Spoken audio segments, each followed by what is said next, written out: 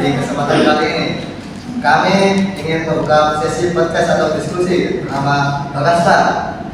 Sebelumnya apa sih Bagastra itu? Bagastra adalah singkatan dari bahasa karya sastra. Di diskusi kita kali ini kami akan membahas tentang hikayat Hang Tuah. Nah, sebelum masuk ke materinya nih Kak, apa sih itu hikayat? Nah, hikayat adalah cerita atau kisah lama yang mengandung atau bercerita tentang tokoh yang luar biasa dengan peristiwa yang menakjubkan tentang nilai-nilai moral dan budaya. Selanjutnya kita akan masuk ke pembahasan, yaitu membahas tentang nilai-nilai moral dan budaya yang terkandung dalam hikayat Hang Tuah.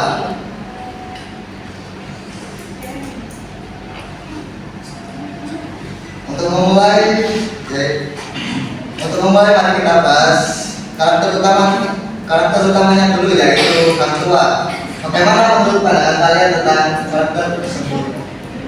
Kalau menurut saya pribadi, yaitu moral utama yang paling menonjol dari Hang Tuah itu sendiri yaitu tentang kesetiaan, yang dimana dia sampai-sampai rela diperintah oleh sang raja untuk membunuh temannya sendiri. Salah satu contohnya saat ia diperintah untuk membunuh sahabatnya yang bernama Hang Jebat atas perintah sang raja, meskipun hal ini baginya sangatlah berat untuk membunuh sahabatnya sendiri.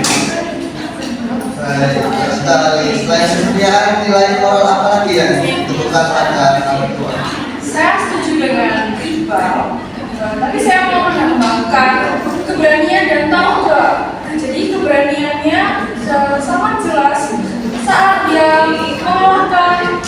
mengalahkan Tamisai, sedangkan rasa tanggung jawabnya terlihat dari bagaimana dia selalu menjaga keamanan Sultan dan Kesultanan Malaka. Nah, kita tidak ke asal budayanya ya teman-teman. Hikayat ini menurut saya adalah cerminan jelas dari struktur sosial masyarakat Melayu kuno. Ada hierarki yang sangat kaku di mana raja itu sebagai puncak yang diikuti oleh laksamana dan rakyat jelata. Hubungan ini mengatur semua aspek kehidupan, bahkan keputusan hidup dan mati. Tapi selain hierarki itu, saya ada menemukan konsep lain, yaitu konsep tuah dan berharga sendiri. Tuah sendiri itu bagi Hang Tuah itu sebagai bagikan keberuntungan.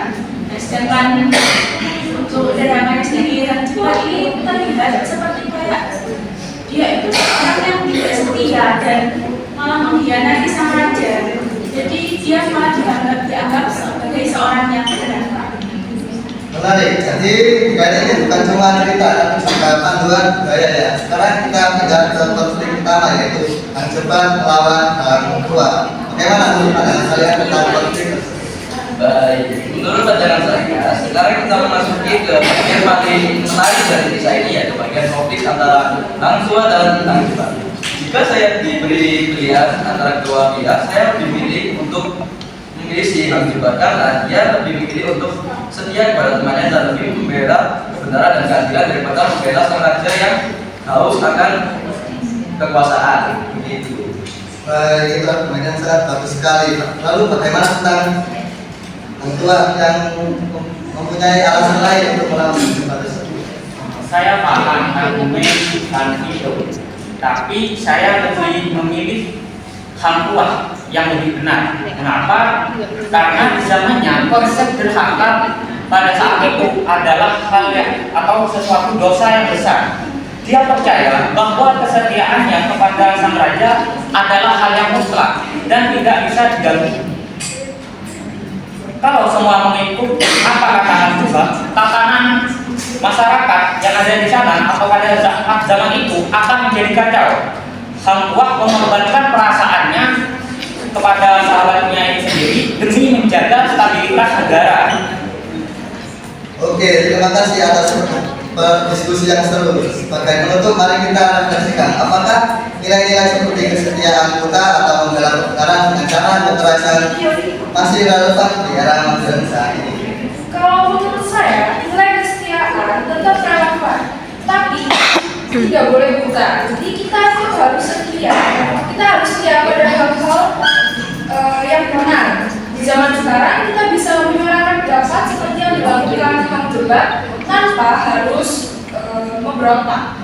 Ya, betul sekali. Saya rasa di kaitan tua tetap penting karena mengajarkan kita bahwa ada konflik antara kesetiaan dan keadilan. Ini membuat kita bisa berpikir kritis tentang nilai yang kita anut. Saya juga setuju dengan Kak Aisha dan Kak Ci, karena kalau misalnya hikayat yang tua ini dikemas ulang, itu jadi sebuah film atau animasi dan lain sebagainya, mungkin cerita ini atau nilai moral yang ada di dalam hikayat ini itu bisa sampai dengan mudah ke para generasi sekarang. Baik, dari pendapat dari teman saya, ya, yaitu kesimpulan dari saya yaitu kisah Angkot dan Akibat bukanlah sebuah kisah biasa, namun itu adalah sebuah karya sastra dan menjadi legenda yang tak akan terlelang oleh waktu dan akan selalu ada di sini.